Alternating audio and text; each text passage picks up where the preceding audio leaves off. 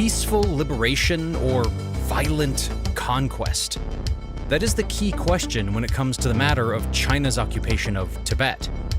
If you ask China, they will paint you a fictitious tale of peace and liberation, a tale that makes them the hero.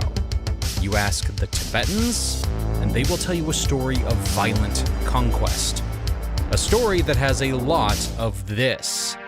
China wants to control Tibet for more reasons than one. In 1989, martial law was declared in Tibet. China crushed the movement. The Dalai Lama, the spiritual leader of Tibetan Buddhism, is today a dangerous separatist, and Tibetans should transfer their loyalty from him to the Communist Party. The first thing I say is we have to do something about China. First thing.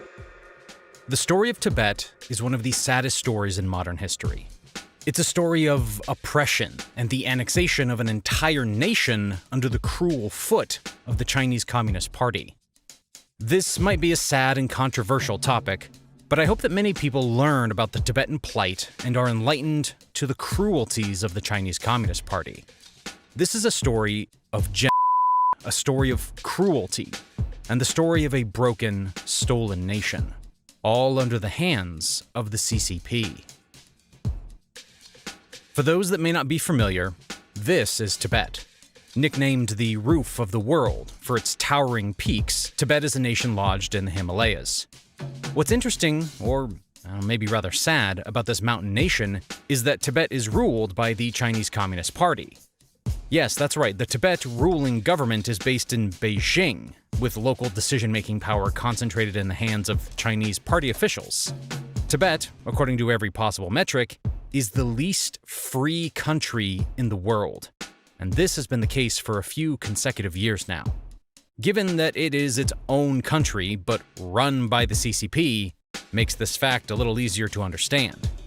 And let me tell you, if you think the CCP is merciless against its own citizens, then you best believe that they are brutal against other nations. The CCP is notorious for human rights violations against people of Tibetan ethnicity, denying them fundamental rights and suppressing any form of religious beliefs and cultural identity among the people. What was once an independent and self-ruling state has been reduced to little more than a region of China where the motherland constantly siphons resources. The CCP has even gone so far as to implement state policies, such as incentives for non-Tibetan people to migrate from other parts of China to Tibet, to dilute the population. They force the compulsory relocation of ethnic Tibetans in a bid to reduce the ethnic Tibetan share of the population over time. It gets worse, too. The persecution of Tibetans in their own country has reached extreme levels. The Tibetan language is even de facto almost outlawed. What the CCP has done is horrible and wrong. By all metrics, it resembles an attempt to eradicate an entire people.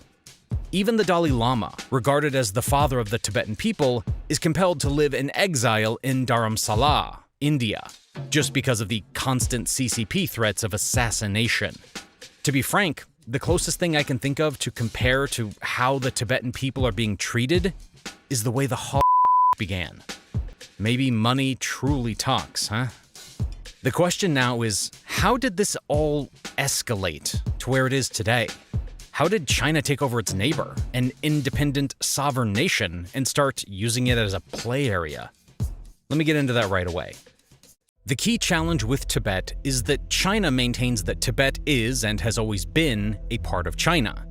On the other hand, Tibet maintains that it is and has always been an independent nation. This key difference is everything. If China is right in saying Tibet is part of its territory, then this matter becomes a domestic issue outside of international jurisdiction. On the other hand, if Tibet is indeed a nation being illegally occupied, then, well, this becomes an international matter. Most nations turn a blind eye and cower behind the guise of domestic issues. This matter, however, is far from being a domestic matter. Let's dive into history and see just where China got it horribly wrong. You know it's a problem when the whole nation insists you are illegally occupying it, and only the invaders say they are in the right. See where you're getting it wrong, China? If we dig deep, we'll see that China's present claim to Tibet is based entirely on the influence that Mongol and Manchu emperors exercised over Tibet in the 13th and 18th centuries, respectively. Yes, it's history lesson time. Remember the great Genghis Khan? Of course you do. Well, as his Mongol Empire expanded towards Europe in the west and China in the east during the 13th century, the Tibetan leaders of the Sakya school of Tibetan Buddhism agreed with the Mongol rulers to avoid the otherwise inevitable conquest of Tibet. Yes, everybody was trying to strike a deal with Genghis Khan back then. They promised political allegiance and religious blessings and teachings in exchange for patronage and protection. The religious relationship became so important that when Kublai Khan, Genghis's grandson, conquered China and established the Yuan dynasty, he invited the Sakya Lama to become the imperial preceptor and supreme pontiff of his empire. The relationship that developed and still exists today between the Mongols and Tibetans is a reflection of the close racial, cultural, and especially religious affinity between the two Central Asian peoples. That is where the CCP starts to get it wrong. To claim that Tibet became a part of China because both countries were independently subjected to varying degrees of Mongol control, as the CCP does, is absolutely ridiculous. The Mongol Empire at its height was a world empire, and therefore was bound to have their hands in every single cookie jar. Absolutely no evidence exists to indicate that the Mongols integrated the administration of China and Tibet, or appended Tibet to China in any manner.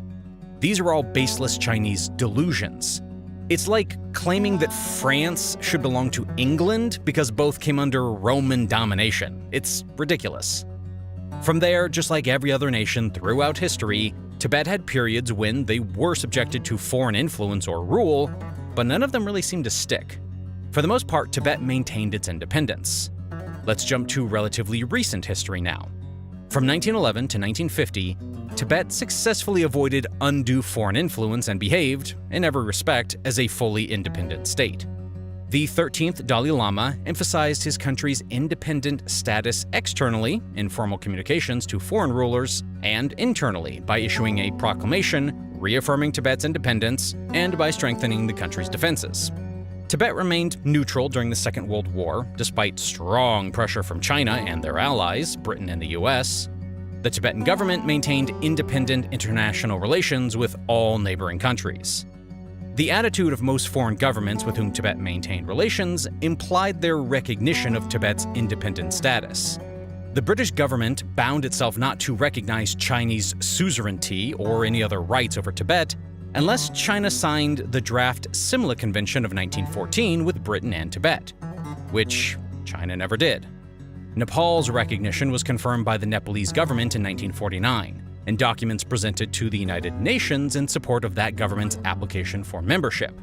For a while, it seems that the entire world recognized Tibet, except for China, which still stuck to some baseless points that delusionally gave them Tibet as an inheritance. For the most part, however, China's barks were fruitless. This all changed, however, in 1949, when matters became militant. China must have realized that it had better manpower, equipment, and war supplies. If you can't win a logical argument, then much like the playground bully, use force. This must have been China's thinking. And this year, a year that is marked by black in Tibet, the People's Liberation Army of China crossed into Tibet.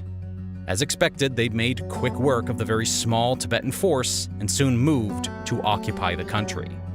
Once firmly settled in power, the CCP imposed the so-called 17-point agreement for the peaceful liberation of Tibet on the Tibetan government in May 1951. According to the CCP, they were liberating Tibet.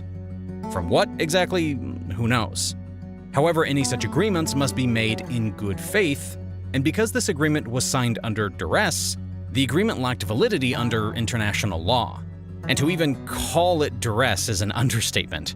The presence of 40,000 enemy troops in Tibet, the threat of an immediate occupation of Lhasa, Tibet's capital, and the prospect of the total obliteration of the Tibetan state left Tibetans with little choice.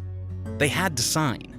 But what China never banked on was the amount of hate that victims can harbor towards their oppressors. Enter the Tibetan protests. What's going in Tibet right now? This is what's happening right now. Protests in Tibet. Border region of Tibet protesting. Chinese police and military forces crushed the protest. Estimates for those killed in the crackdown range from dozens into the hundreds. People's frustration bubbled over and some people shouted, "Revolt." Where is freedom of speech in China? Where is freedom of press in China?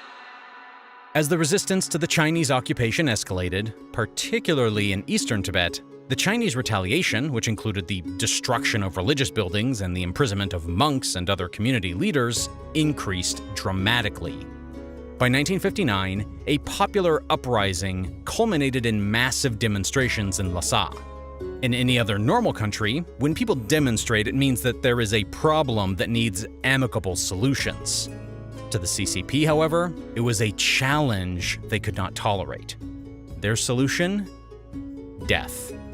By the time China crushed the uprising, 87,000 Tibetans were dead in the Lhasa region alone, and the Dalai Lama had fled to India. In 1963, the Dalai Lama promulgated a constitution for a democratic Tibet. It has been successfully implemented, to the extent possible, by the government in exile. I mean, you can really only do so much when the national government has to be based in another nation, in exile. So, what has been the effect of decades of forced Chinese rule and brutality? Has Tibet finally succumbed? Well, no. Religious persecution, consistent violations of human rights, and the wholesale destruction of religious and historic buildings by the CCP have not succeeded in destroying the spirit of the Tibetan people to resist the destruction of their national identity. 1.2 million Tibetans have lost their lives at the hands of CCP brutality. Just so that I can put this into perspective for you, that is 1 in every 6 Tibetans. Imagine that level of brutality. Since March 2011, more than 150 people have set themselves on fire inside Tibet in protest against China's repression. From shouting, "Tibet needs freedom" in the street to attending a mass protest, Tibetans resist China's policies daily. Despite 70 years of occupation, this resistance to China remains undiminished and widespread. The fire doesn't seem to be dying down, as the new generation of Tibetans seems just as determined to regain the country's independence as the older generation was. As emboldening as it is, the sad reality is, unless things change, there's a lot more death on the way. So where does that leave us in the present day? The fact is, from a legal standpoint, per international law, Tibet has not lost its statehood. It is an independent state that is under illegal occupation. Neither China's military invasion nor the continuing occupation by the army has transferred the sovereignty of Tibet to China. China is off here, and its claims are based solely on the alleged subjugation of Tibet to a few of China's strongest foreign rulers in the 13th and 18th centuries. Maybe that did happen, but like most states that were under foreign influence, Tibet finally got their freedom. Robbing them of it now is an action done by the lowest of the low. The ambassador of Ireland to the UN has said during the General Assembly of Tibet, for thousands of years, for a couple thousands of years at any rate, Tibet was free and as fully in control of its own affairs as any nation in this assembly, and 1,000 times more free to look after its own affairs than many of the nations here. The international community knows that there is gross injustice being done, but because of China's influence and power, this is being regarded as a domestic matter. But the truth is, it's not. No one wants to risk the wrath of the Chinese economic machine, and because of that, Tibet is suffering. It is time that the Tibetan nation governs itself. It is time that the international community stops turning a blind eye to the genocide and injustice of the Tibetan people. It is time that this plight starts echoing louder and louder. Let's bring the Dalai Lama home, where he belongs. Remember this: By accepting China's argument for invasion, we are accepting the right of powerful modern rulers to invade foreign countries to recreate lost empires of their ancestors. What world would that create? Think about it.